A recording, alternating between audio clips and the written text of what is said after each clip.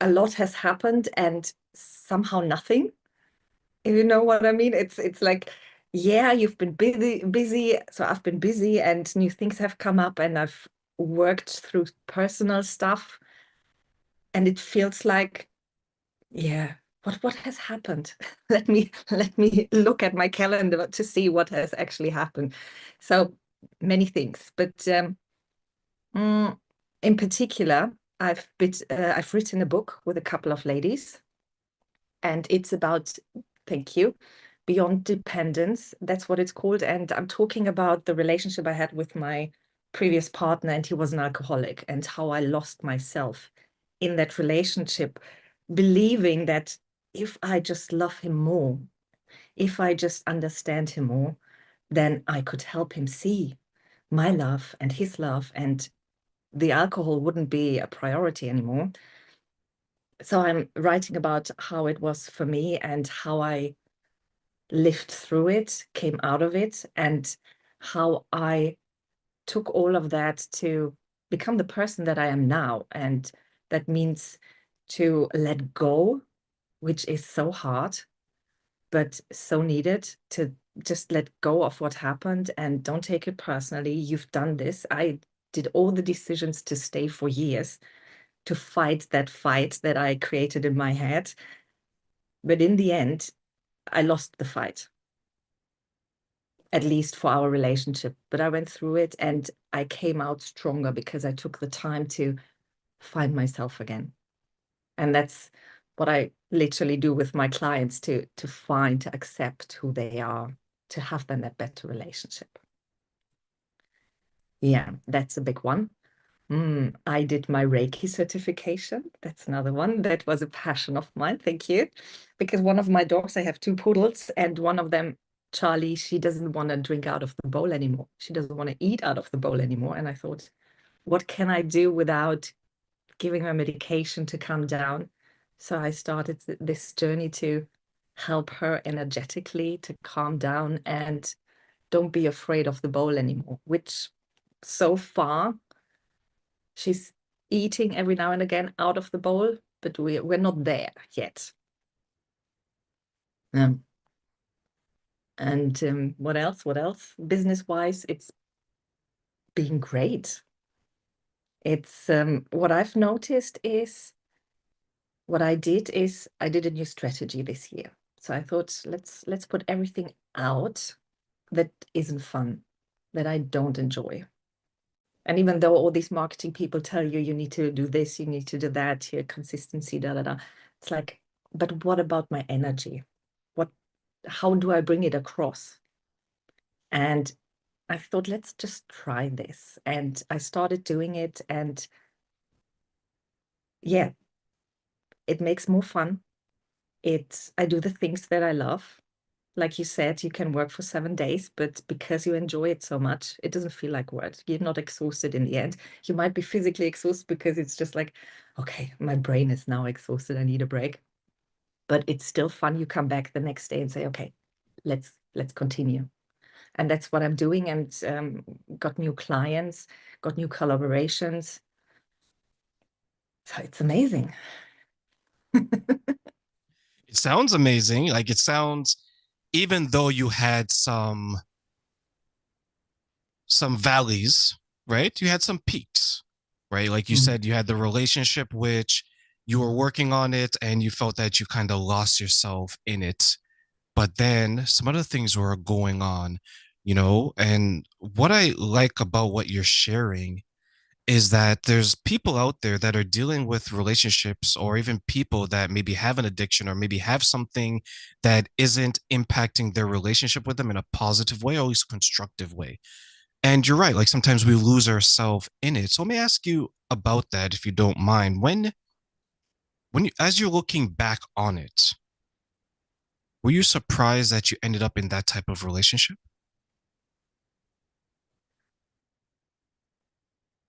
Yes and no.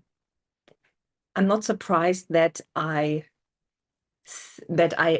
ended up in that relationship, in the sense of, I'm not surprised that he was an alcoholic, because you never know. I didn't know it. I didn't recognize the signs until 1.5 years into the relationship, until we've moved in together. And then I saw all the signs, like hidden bottles and me coming home after lunch with a friend and he was drunk out on the sofa.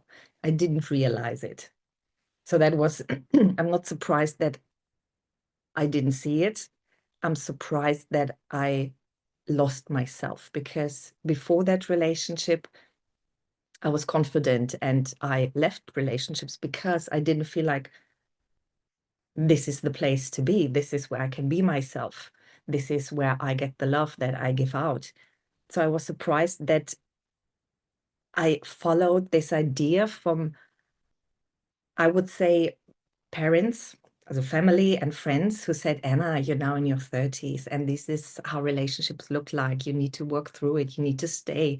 Don't be so judgmental. Don't be so picky, da, da, da. And I started listening to that, oh, this is how it's supposed to be. And I'm already 32 or 3 at the time. Now I need to make this work. I'm surprised that I walked into that little box and I thought that it was me who can change it and me who is to blame for. That surprises me. Yeah.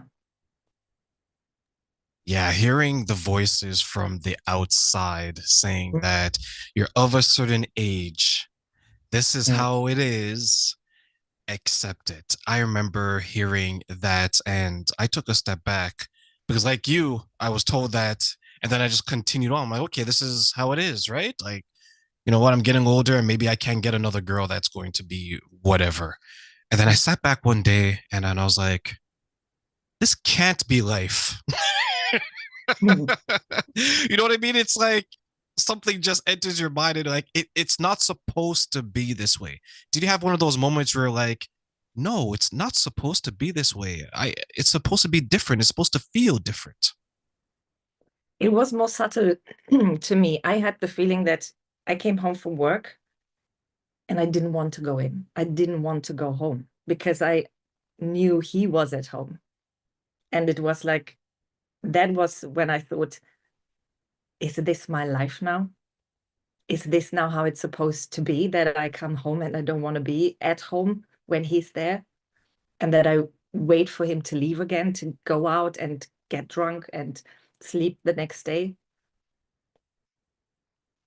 But to me, the moment where it changed, it was very, very subtle. I was out with a friend and I stepped out of the restaurant and it was like no big epiphany. It was just this thought that this is the end, without any explanation or justification for why and I deserve more or anything. It was just like this knowing this is where it ends. And that's how I walked home and told him, very calm, very no hate, no shame, no blame, nothing. Just like, look, this is where it ends. This is the end for us. How did that feel knowing that you invested your time, energy, effort, yourself, right? As you mentioned, you're losing yourself. How did it feel to come to that conclusion and then decide, okay, you know what, I need to do this not only for myself, but maybe even for him? Like I said, there was nothing like that. It was just like, this is the way forward. It doesn't matter what happened in the past. It happened, yeah. And I learned so much about me, about him, about relationships. So it was just like, I know this is my way now, my path forward, full stop. Not looking back at, oh my God, 5 years just thrown out of the window or anything. Nothing, no regrets. It was just like, let's move forward. So as you're moving forward now, how do you how do you I guess my question is, if you were to coach someone now, if there's like, let's say a man or a woman in a similar situation, right? And they're looking to move forward and they are moving forward. What advice would you want to give them to help them to continue to move forward in the direction that they want to move in? So this happened about 9 years ago. So it's time ago. And the thing is, what helped me was to just focus on myself. Literally, just I said to myself, I don't want to date. I don't want to go out on dates. I don't want to meet any new guy, anything. I just want to find myself again. I want to be with myself. I want to love myself again because I missed what I had before. And I just wanted to have that again. So for me, it was like, if I never meet anyone ever again, it is okay.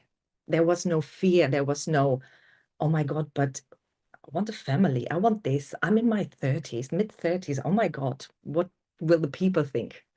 It doesn't matter because no one else is living my life apart from me. So I wanted me again. And that's my advice to the people out there. Focus on yourself, do what's right for you.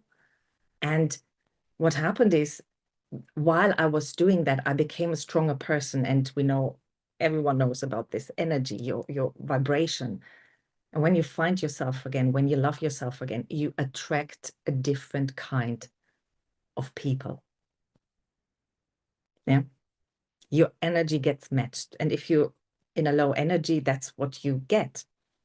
And if you raise it by focusing on yourself, not in a selfish way that's saying, oh my God, everyone is bad, but you get this confidence to say, no, this isn't good for me. This isn't the cherry on top. This is just someone who wants to have my energy. That's not good enough. And I'm okay moving away because I didn't feel the need to have someone. It was more like, let's see what comes, but there isn't anything that I want to come. And we go from there. I remember speaking to a man, and he shared that his the girl that he was dating at the time had a shopping addiction, right? Mm. And it put them in a difficult situation because he'd be earning the money and then she'd be earning, but she would spend, spend, spend. And there's times where it impacted the ability to, let's say, pay for their mortgage, their other debts, food. And when he decided to have a conversation similar to you and say that, you know what, I need to move forward. What has happened has happened. I just need to take my life in a different direction. One of the struggles that he went through that he was sharing is that he began to have a little bit of an identity crisis because he was this man with this woman for so long. Now that he's breaking free from it and he's trying to and he's moving forward, he has to like rediscover himself. Mhm. And he was unsure what that looked like. He was unsure what that was going to be, but he knew that he could no longer be the past him. And then when I look at some of the relationships I left, I think I've gone through something similar where I'm like, okay, my life is going in this direction. I don't think my partner at the time can continue with me or even my friends, because as you mentioned, right, it's not a bad thing. It's just I'm I'm earning for more. I want Mm. something different. Do you think sometimes people stay in this situation not because they don't realize that it's bad, because maybe they are afraid of the unknown, which could be them moving forward? Yes, definitely. The unknown and the fear of the financial situation. What if I now have to pay for everything myself? Can I manage it? Where do I live? There are so many questions, so much changes, particularly if you live together. And then, okay, now I'm all by myself. And that is scary. And I have clients who just stay because of that, because they're so afraid of, I don't know how it's going to be. Yeah.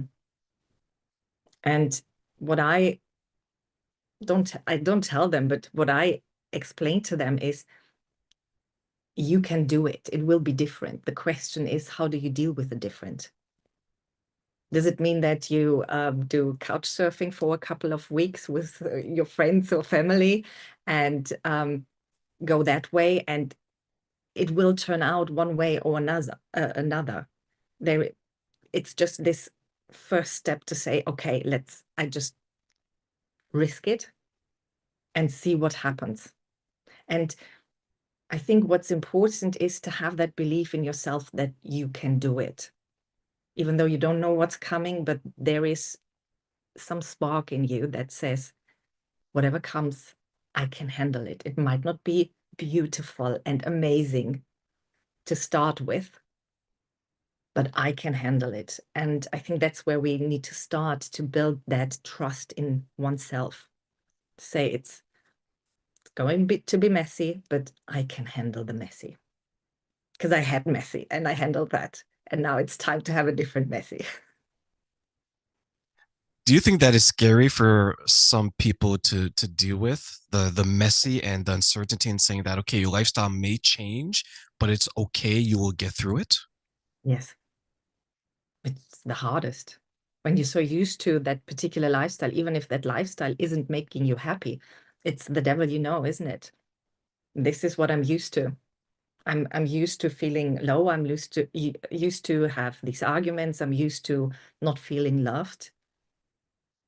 And you question yourself, you question your self-worth, you question your self-trust.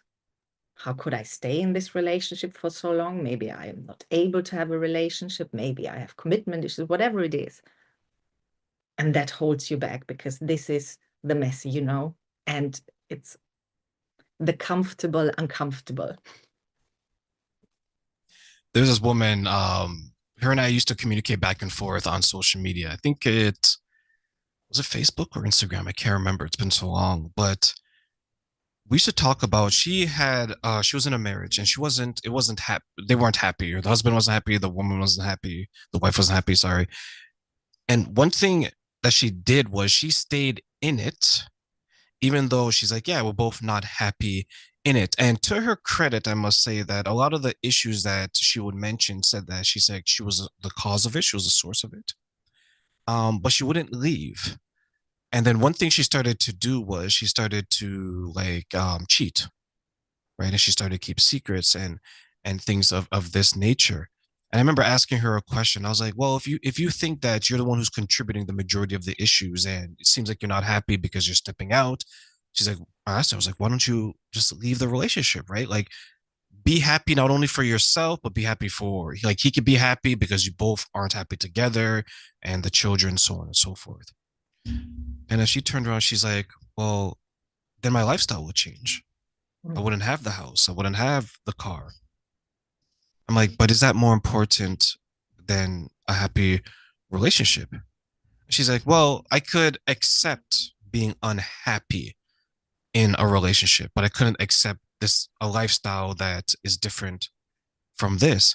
And I sat back and I was like, you're admitting to causing the majority of the issues in this relationship.